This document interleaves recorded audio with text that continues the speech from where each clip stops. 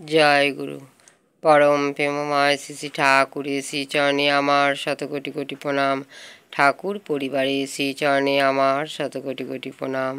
সকল ইষ্টপ্রাণ দাদা ও ভক্তিমতী মায়েদের আমার আনন্দিত জয় গুরু। আজ এই পবিত্র ভাদ্র মাসে শ্রী শ্রী ঠাকুরের মাতৃভক্তির ঘটনা বলছি। প্রথমে ক্ষমা চেয়ে নিই, বারবার ঠাকুরের নাম নেওয়ার জন্য বালক অনুকূলের পিতামাতার ওপর গভীর ভক্তি ও শ্রদ্ধা ভেসে উঠেছিল।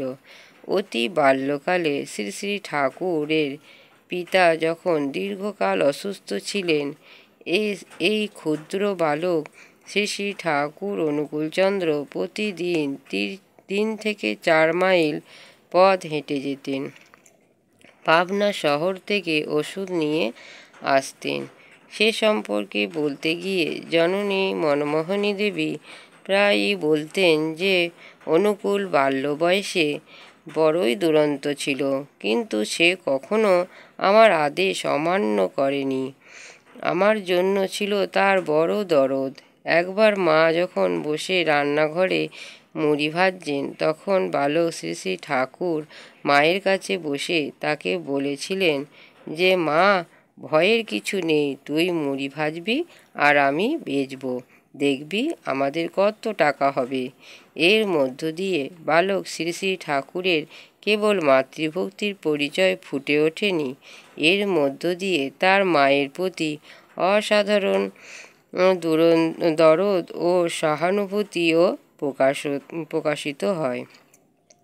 মা সংসারের দুঃখ কষ্টের কথা যতই গোপন করতে চেষ্টা করতেন, বালক শ্রী শ্রী ঠাকুর সেগুলি সবই বুঝতে পারতেন এবং তার প্রতিকারের জন্য নানাভাবে চেষ্টা করতেন।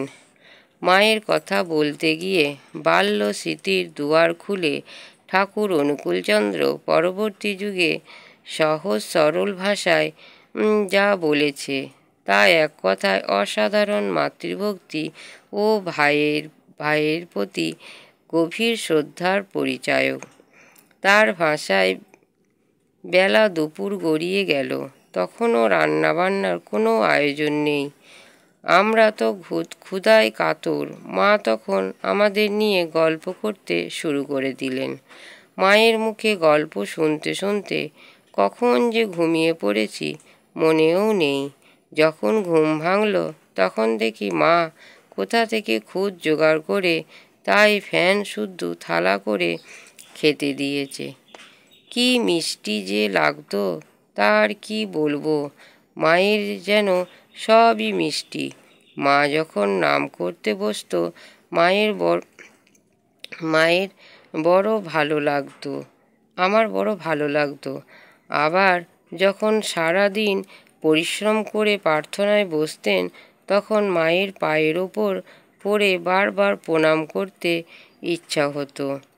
এই ছিল শ্রী শ্রী ঠাকুরের পিতামাতার ওপর গভীর শ্রদ্ধা, ভক্তি ও ভালোবাসা। ভিডিওটি ভালো লাগলে একটি সাবস্ক্রাইব করে, লাইক, কমেন্ট ও শেয়ার করে আমাকে পরের ভিডিওটি করতে উৎসাহিত করবেন। কিছু ভুল ত্রুটি হলে ক্ষমা করবেন। আর যারা যারা আমার চ্যানেলটি সাবস্ক্রাইব করেছেন তাদেরকে অসংখ্য ধন্যবাদ। পরম পিতার আতুল চরণে আমার প্রার্থনা, সবাই ভালো থাকবেন, সুস্থ থাকবেন ও আনন্দে থাকবেন। জয় গুরু। বন্দে পুরুষোত্তমম।